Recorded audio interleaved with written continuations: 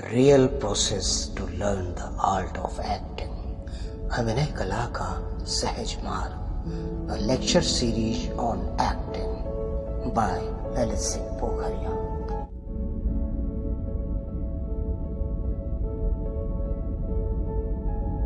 नमस्कार। अभिनय कला के सहज मार्ग पर आज 44वें पड़ाव में आप सभी सहयात्रियों का हार्दिक स्वागत और अभिनंदन। कल हमने एक 2 मिनट की लगभग किसी परिस्थिति में किसी व्यक्ति विशेष के द्वारा किए जाने वाले की प्रस्तुति का अभ्यास किया था, उसके अभिनय का अभ्यास किया था। ठीक है, वो शायद 2 मिनट का रहा हो या 2.5 मिनट का रहा हो। तो कल के अभ्यास से एक बात बहुत महत्वपूर्ण ये समझ लेनी चाहिए हमें कि जीवन नाटक में हम वही करते हैं जो जीवन में होता है। ठीक है, जीवन और संसार से जुड़ा हुआ होता है। वो यथार्थ हो सकता है या काल्पनिक हो सकता है।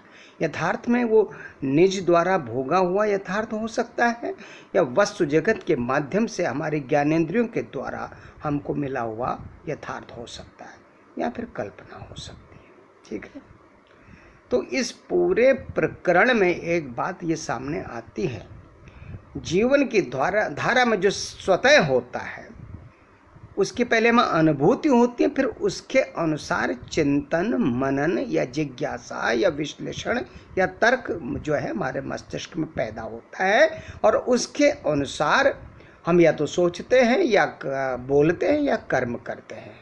ठीक है, एक्शन करते हैं, कोई क्रिया करते हैं।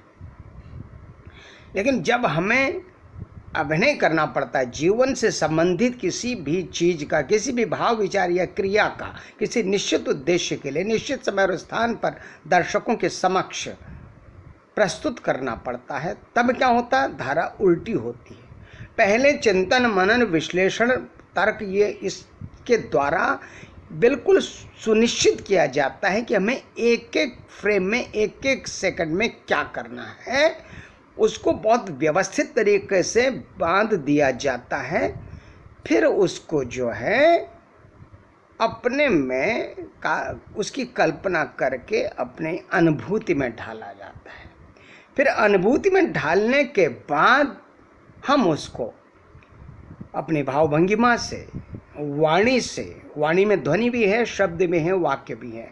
ठीक है, और गतियों से, जेस्चर पॉस्चर से जो है दर्शकों तक उसको संप्रेषित करते हैं।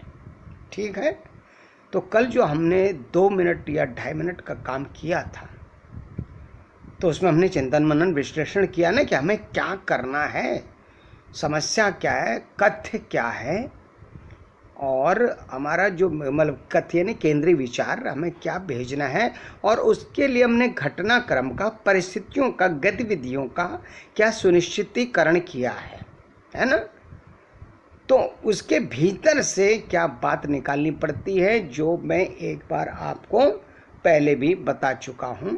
हमें 2 स्तर पर विश्लेषण की ज़मीन तैयार करनी पड़ती है। एक तो वो जो वही बातें फिर रिपीट हो रही हैं। एक तो वो नाट्यांश, वो कोई पर्टिकुलर परिस्थिति सर्कमस्टांसेस में जो हम प्रस्तुत करना चाह रहे हैं, वो क्यों करना चाह रहे हैं, वही बात फिर कथ्य क्या है उसका। ठीक है, फिर उसका देश काल क्या है, परिस्थिति क्या है, और उस परिस्थिति में पड़े हुए व्यक्ति या जिस पात्र का हमें चित्रण करना है, जिस पात्र के माध्यम से, उसका चित्रण क्या है। तो एक बार मैं बता चुका था, उसके 3 चित्रण होते हैं 3 खंडों में। एक तो भौतिक चित्रण, दूसरा सामाजिक चित्रण, तीसरा मनोवैज्ञानिक चित्रण। भौतिक चित्रण में लिंग, आयु, शारीरिक दशा। सामाजिक चित्रण में देश काल दरअसल उभय होता है। पूरे कथा वस्तु का भी एक देश काल होता है, वही देश काल पात्र का होता है। बाद के अध्ययन में हम ये जानेंगे कि कभी कभी ऐसा भी होता है कि हमें देश काल के ऊपर बात करने की या उसका रेखांकन करने की या उसको संप्रेषित करने की ज़रूरत नहीं पड़ती है, लेकिन हमें क्या क्या करना पड़ सकता है ये हम जान रहे हैं। ठीक है, तो पात्र का जो सामाजिक में आता है उसका देश काल, अगर ज़रूरी है तो सामाजिक धार्मिक पृष्ठभूमि अगर ज़रूरी है तो, और उसके शिक्षा का क्या स्तर है, उसका व्यवसाय क्या है ना, और उसकी सामाजिक प्रतिष्ठा क्या है, सोशल सर्किल में उसका कितना मान सम्मान या अपमान है, अपयश है। ठीक है। उसके बाद तीसरे स्तर पर आ जाता है मनोवैज्ञानिक, उसके गुण क्या है, अवगुण क्या है, उसकी मनोदशा क्या है, पर्टिकुलर सीक्वेंस में, पर्टिकुलर नाट्यांश में या पर्टिकुलर नाटक में उसकी मनोदशा और उसका मेन ऑब्जेक्टिव, उसका संघर्ष यानी कॉन्फ्लिक्ट हो रहा है तो क्यों हो रहा है, किससे हो रहा है। कल हमने बात करी थी या तो व्यक्ति से होगा कॉन्फ्लिक्ट, या विचार से होगा, या परिस्थिति से होगा, लेकिन होगा। ठीक है। तो किससे हो रहा है, उसका ऑब्जेक्टिव क्या है, लक्ष्य क्या है, ये सारी चीज़ें सुनिश्चित जब करते हैं पूरे विश्लेषण के द्वारा, ये फिर तय कर लेते हैं कि हाँ, वो तय करने में तुरंत तय नहीं होता, वो वर्कआउट करते हैं, अभ्यास होता है, रिहर्सल होता है, और रिहर्सल के क्रम में चीज़ें और फिनिश और वर्कआउट होती चली जाती हैं, और एक स्तर ऐसा आता है कि जब सब सुनिश्चित कर लिया जाता है। और ये सुनिश्चितीकरण जो है मंच पर इंच दर इंच और सेकंड दर सेकंड होता है। आगे जब लोग अध्ययन में आगे बढ़ेंगे, काम में आगे बढ़ेंगे, तो इस बात को ज़रूर ध्यान में रखिएगा। मुझे मौका मिलेगा तो इस पर भी मैं थोड़ा सा उल्लेख आगे करूँगा, क्योंकि थोड़ा सा उदाहरण सहित उसको बताना पड़ेगा, इसलिए मैं ऐसा कह रहा हूँ। तो कल जो हमने काम किया विश्लेषण का, वो सब पहले उसको अनुभूति में डाला, उसके बाद फिर उस सुनिश्चित करके उसको एग्जिबिट किया। अगर कल वाली स्थिति में आप लोगों में कोई लोग अभ्यास करना चाहेंगे तो आप तय कर लेंगे 2 मिनट की बात होगी, तो आप ये दिखाएंगे कि मैं सबसे पहले मैं ठंड में कुड़कुड़ा रहा हूँ और हाड़ कपाने वाली ठंड है, ये मैं किस जगह पर दिखाऊंगा, कितनी देर तक दिखाऊंगा, और उतनी देर में क्या क्या करूँगा। ठीक।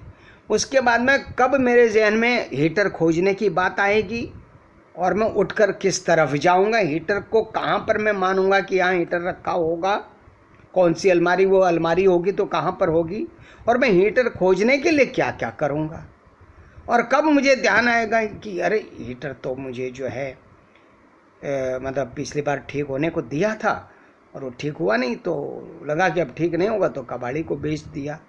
तो ये जो रिकॉल आएगा ये कितनी देर आएगा, इतनी देर में क्या करूँगा। ठीक है। उसके बाद फिर मेरे जहन में कब ये आएगा कि चलो मैं साथ में कंबल ओढ़ लेता हूँ रजाई के, थोड़ी देर ऐसे ठंड दूर कर लें। कहने का मतलब है कि सेकंड दर सेकंड कथानक के हिसाब से भाव और विचार की जो सेकंड दर सेकंड जर्नी हो रही है, उसके हिसाब से हमें एक एक एक्सप्रेशन, हाव भाव, मूवमेंट, टर्न्स, लुक्स, ये सब वर्कआउट करने पड़ेंगे। परसों एक बच्चे ने कहा था कि सर क्या स्क्रिप्ट 3-4 बार पढ़नी पड़ेगी। स्क्रिप्ट इसलिए पढ़नी पड़ती है कि उसमें आपको डायलॉग होते हैं वो याद करने पड़ते हैं और आत्मसात करनी होती है। याद करके खाली रट थोड़ी लेना है, दिमाग से रिकॉल करके कहीं उतार थोड़ी देना है, उसको आत्मसात करना है, उससे ट्यून्ड हो जाना है। तो ट्यून्ड हो जाने कब होंगे ट्यून्ड, कि जब एक एक शब्द के पीछे क्या क्या बात है, क्या मंतव्य है, इसको हम जज्ब कर लेंगे। तो ये सब जज्ब करने के लिए बहुत कई बार स्क्रिप्ट पढ़नी पड़ सकती है, लेकिन कुछ लोग बहुत प्रतिभाशाली होते हैं, कुशाग्र बुद्धि होते हैं, बहुत संवेदनशील होते हैं, कल्पनाशील होते हैं, अनुभूति परक होते हैं, तो उनके लिए कम रीडिंग में भी काम चल सकता है। जिनके साथ ये पहले से विशेषता नहीं विद्यमान है तो वो ध्यान रखें, करत करत अभ्यास ते जड़मत होत सुजान। तो अभ्यास अभ्यास और अभ्यास करते करते वो भी एक दिन ट्यून्ड होने लगेंगे। ठीक है।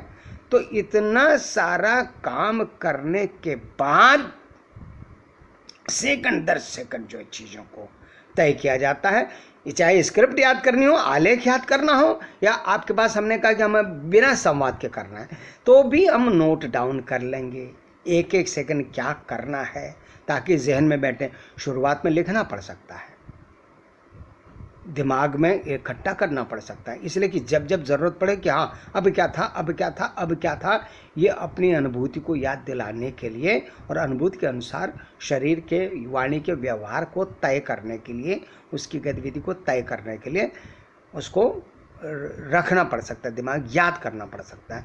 तो हम उसका ब्यौरा भी लिख सकते हैं, कोई इसके डायलॉग ही थोड़ी लिखे जा सकते हैं।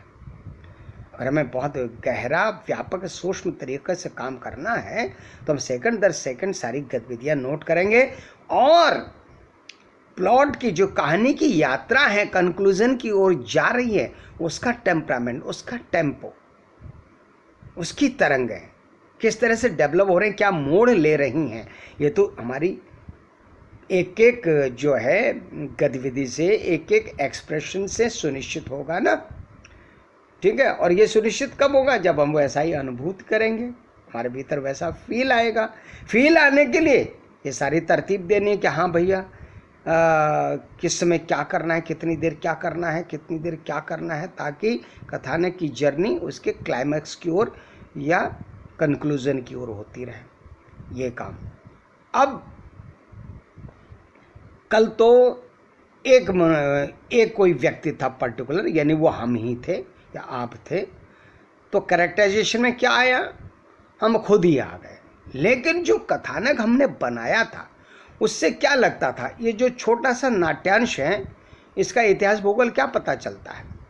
लगता वर्तमान समय ही है, क्योंकि जिस तरीके से हमने चीज़ों का वर्णन किया था उसमें हीटर भी था, उसमें कंबल भी था और उसमें रजाई भी थी, है ना, ठंड भी थी और छत पे पुराना दरवाज़ा भी था।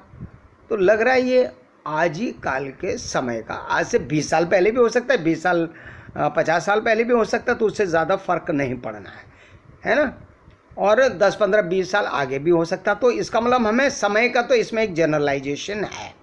ठीक है, भूगोल क्या है? एक कमरा है, एक घर का एक कमरा है, कमरा आपका है। तो इस हिसाब से जो भी कल गतिविधि, इस कथानक में गतिविधि हो रही है, उससे क्या लग रहा है, वो पात्र जो है वो मध्यम वर्ग का ही लग रहा है, बहुत उच्च वर्ग का, बहुत ही अमीर घराने का भी नहीं लग रहा, थोड़ा सा गरीब भी नहीं लग रहा है, क्योंकि उसके यहाँ हीटर भी है, कंबल है, रजाई है, सब है, और छत भी है उसकी अपनी, और पुराना दरवाज़ा भी वहाँ पड़ा है। तो ठीक ठाक हम आप जैसा मध्यम वर्ग का है, इससे ये पता चल गया। ठीक है, तो क्या हुआ, पात्र के विश्लेषण में क्या आ गया, एक तो आप अपनी आयु वर्ग रख लें, अपना जेंडर रख लें, है ना, ये मतलब लड़कियां भी कर सकती हैं, मतलब ये वो हम तो अब एक बात कह रहे हैं, तो अपनी अपनी आयु रख सकते हैं, और जिस प्रकार से कथानक में वर्णन आ रहा है उस समय इस हिसाब से आपको अपने आप को मध्यम वर्ग का मानना पड़ेगा मोटे तौर पर। हाँ, यह है कि भाई वो है बहुत अमीर, रहता मध्यम वर्ग के तरीके से है, तो इतनी देर में ये बात नहीं दिखाई जा सकती, उसके लिए फिर नाटक बड़ा करना पड़ेगा, है ना। तो सारी बातें एक ही जगह नहीं दिख सकती हैं, तो वो पंगा नहीं लेना चाहिए। ठीक है, तो जितना जाहिर हो रहा है वो जाहिर हो रहा है, तो मध्यम वर्ग का है। ठीक, और बाकी क्या लग रहा है, इसका सामाजिक स्तर, शैक्षिक स्तर, व्यवसाय, धार्मिक सांस्कृतिक पृष्ठभूमि, इन सब में बहुत सी बातों की ज़रूरत है दिखाने की, बहुत सी की ज़रूरत नहीं है। इसमें धार्मिक सांस्कृतिक पृष्ठभूमि दिखाने की कोई ज़रूरत नहीं है, व्यवसाय दिखाने की कोई ज़रूरत नहीं है, सामाजिक स्तर यानी सामाजिक प्रतिष्ठा का भी इतने छोटे सीक्वेंस में कोई पता नहीं चलना, तो उसमें कोई सोचने की ज़रूरत नहीं है।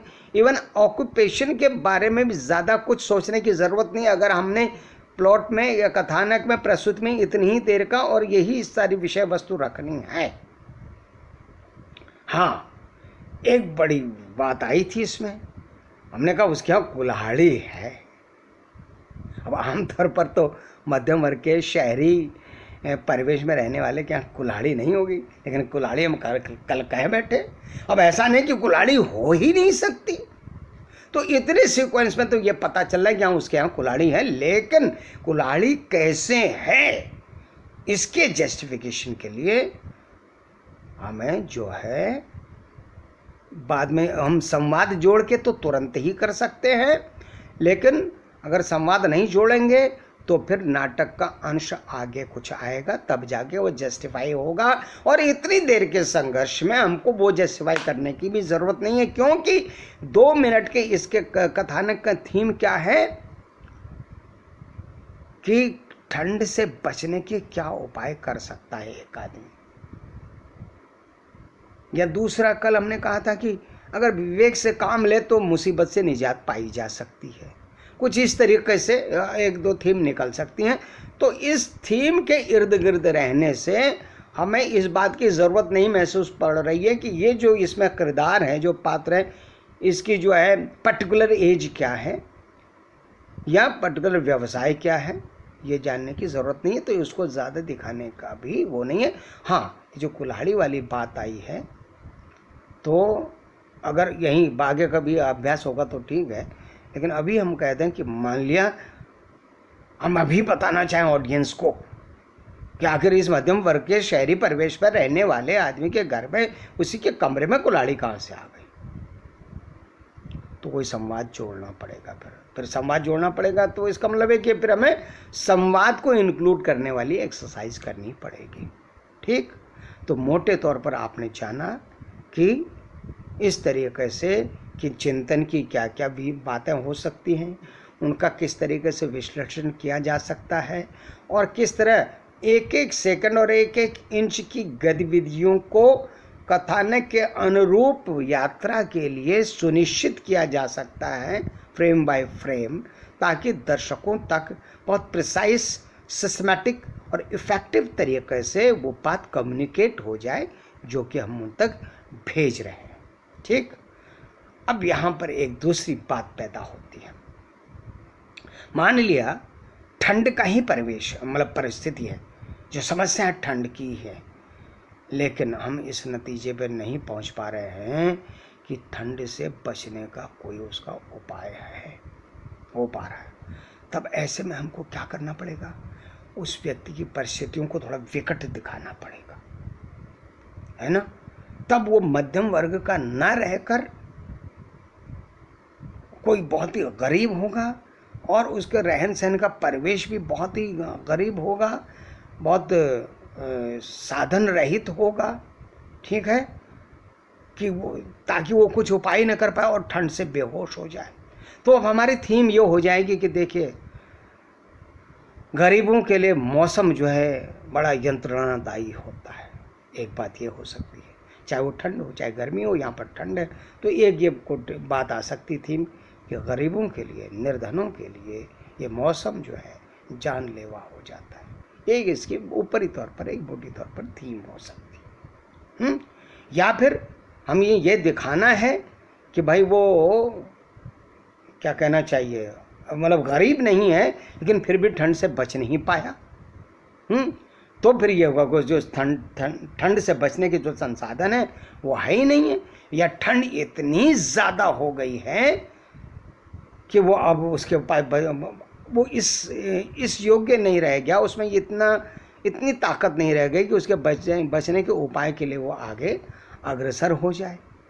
या फिर हमें ये करना होगा कि एक ऐसी परिस्थिति में बाहर कहीं उसको डाल दें जहाँ दूर दूर तक किसी भी प्रकार से उसको सहायता मिलने वाली नहीं है। तो ऐसे में तो वो उस परिस्थिति में गया कैसे, वहाँ पहुँचा कैसे, तो ये भी थोड़ा सा एस्टेब्लिश करना पड़ सकता है। लेकिन मान के चला जाएगा, अगर हम छोटा ही नाट्यांश दिखाएंगे तो मान के चला जाएगा हाँ किसी तरीके से, किसी वजह से वो वहाँ पहुँचा है, और पहुँच जाने की स्थिति के बाद जो मतलब जो परिस्थिति बनी है उसके बाद का ये हिस्सा ये है।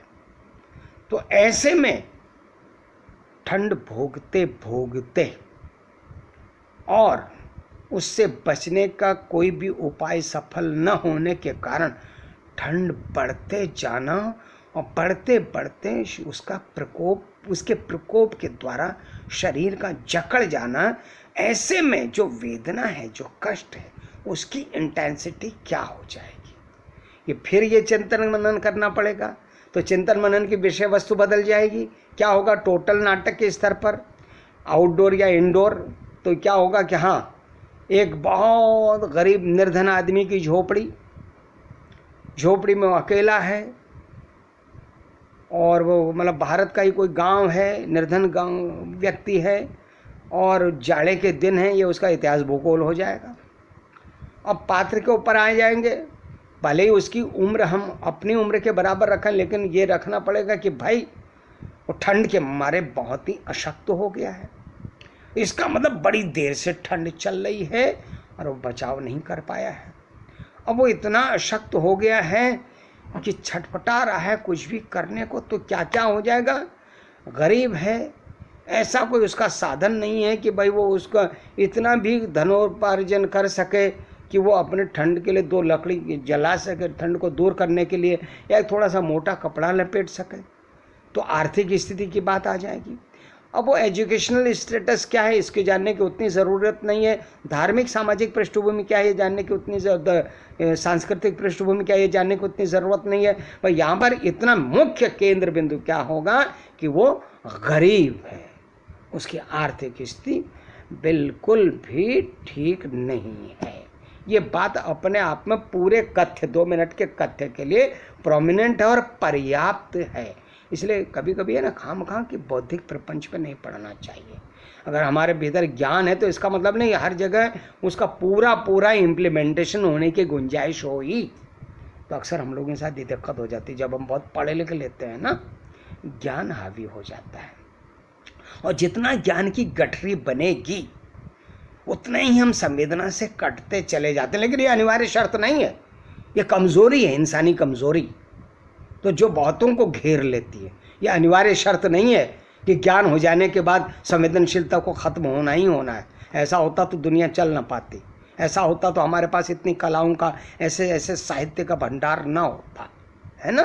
लेकिन होता ही है और हम लोग इस मामले में बड़े कमज़ोर होते हैं। ज्यों ज्यों ज़्यादा जान गए बस भीतर से ज्ञान का अहंकार और अपच, अजीर्ण, कब्जियत हो जाती है। उसके चक्कर में क्या होता है, वो तार जुड़ता ही नहीं है। वो जो ज्ञान के जो तंतु निकले हैं, वो अनुभूति का तंतु कहाँ पर वो उसको खोजे, वो जाता ही नहीं ना, अपने ही जाल में फंसा रह जाता है। तो धागे का सिरा ही नहीं मिलता ना, उसको सिरा नहीं मिलता। तो ये प्रवृत्ति की बात है। इस यहीं पर कहा जाता है प्रतिभा और प्रवृत्ति दोनों अलग चीज़ हैं। तो ज्ञान होना बुरी बात नहीं, में ज्ञान तो होना ही चाहिए भाई, कब क्या काम आ जाए, लेकिन उसके समुचित सदुपयोग की प्रवृत्ति और विवेक यानी शऊर भी होना चाहिए। हमारी नकारात्मक वृत्तियों से हमारी संवेदनशीलता की हत्या नहीं होनी चाहिए। ठीक है।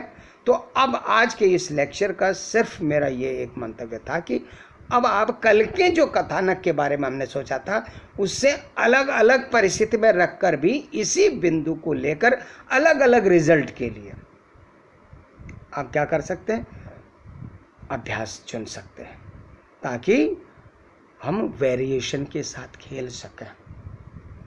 एक ही स्थिति में हम 50 परिकल्पनाएं कर सकें। एक बिंदु पर तमाम शाखाओं का, कल्पनाशीलता की, सृजनशीलता की तमाम शाखाओं का, तमाम मार्गों का अवलोकन हम कर सकें और सृजन कर सकें। ये योग्यता विकसित करने के लिए हमें क्या है, एक ही बिंदु पर बहुत गहराई से अगर हम चले जाएंगे तो ज़्यादा ज्ञान मिलेगा, बशर्ते कि दुनिया भर की बातों पर ऊपर ही ऊपर छटपटाते रहें तो सिरा एक का भी न मिल पाए। ये गलत हो जाता है। आज के लिए इतना काफ़ी।